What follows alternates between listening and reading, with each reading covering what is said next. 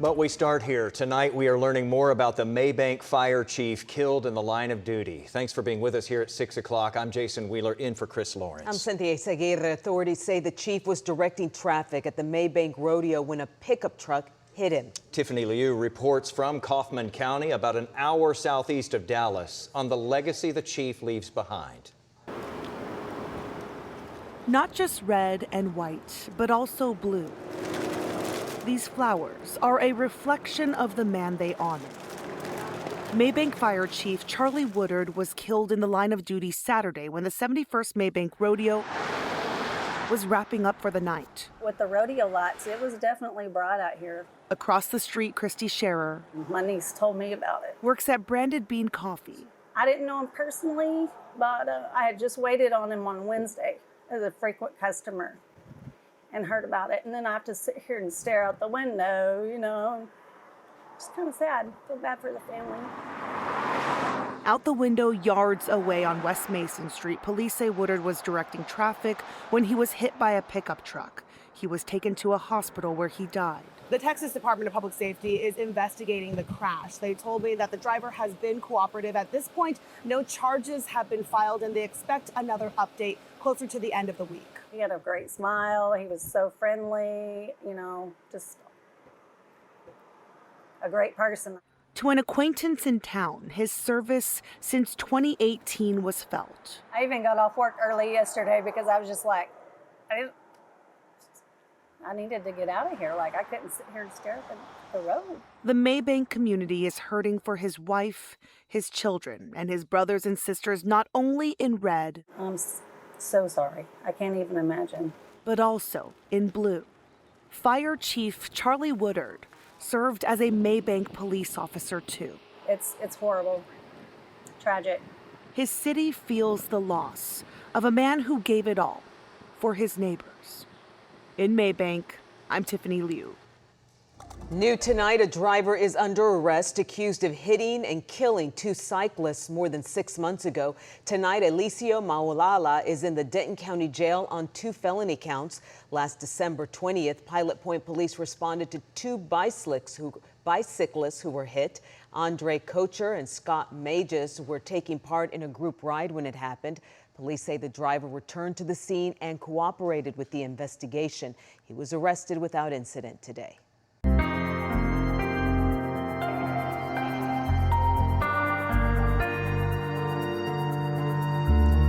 When a wall of water came down the Guadalupe River Valley in central Texas last July, many structures were destroyed by the force of that flood. Homes and businesses and more just wiped away in minutes. Habitat for Humanity Kerr County sprung into action, and now a year later, families who lost their homes in the flood are getting ready to move into new homes in the Mariposa neighborhood, a street full of affordable homes built by Habitat specifically for flood survivors. I think it gives dignity, it gives pride, and it empowers the homeowners to have part of this healing process. Tonight on WFAA News at 10, we're going to go door to door through the construction sites there to see how Habitat not only is building new homes, but also is using the Mariposa neighborhood to restore businesses that were lost in the July 4th floods.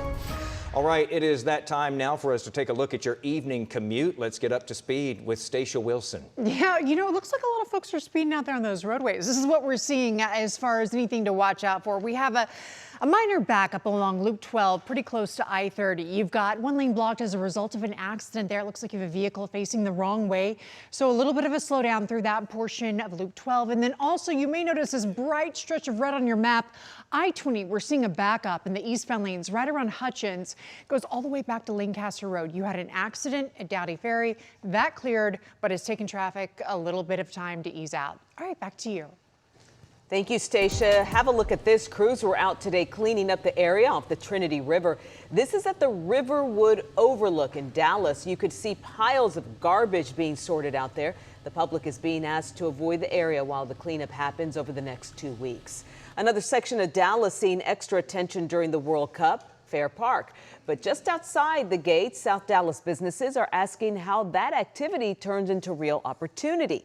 Janelle Fort shows us the city fund meant to help and why some say the issue is access. FIFA Fan Fest is bringing lots of people and money to Fair Park. Where is the money? For Zach Thompson, this lot is one way South Dallas gets a piece of it. Me and my partner bought this property 7 years ago. We bought it as an investment property, and what we found is that we could do parking as a placeholder. It's an in the meantime hustle, We'll fill up here by 1 or 2 o'clock today. while this quarter waits for something bigger. I think the estimate I saw that they had over 500,000 people who've gone through Fan Fest. Well, that alone tells you kind of money that's being made over there. Thompson is a part of Point South, a group pushing for South Dallas to capture more Fair Park's economic momentum. People leave out of here, they say, where can I go eat? Where can I have some fun? Where can I sit around? What I call is a drive-by scenario. They drive into Fair Park, they drive out, and they never spend a dime in South Dallas Fair Park. That is part of why the South Dallas Fair Park Opportunity Fund exists, to offer loans and grants meant to grow businesses, jobs, and community programs. The city held a workshop about it last week.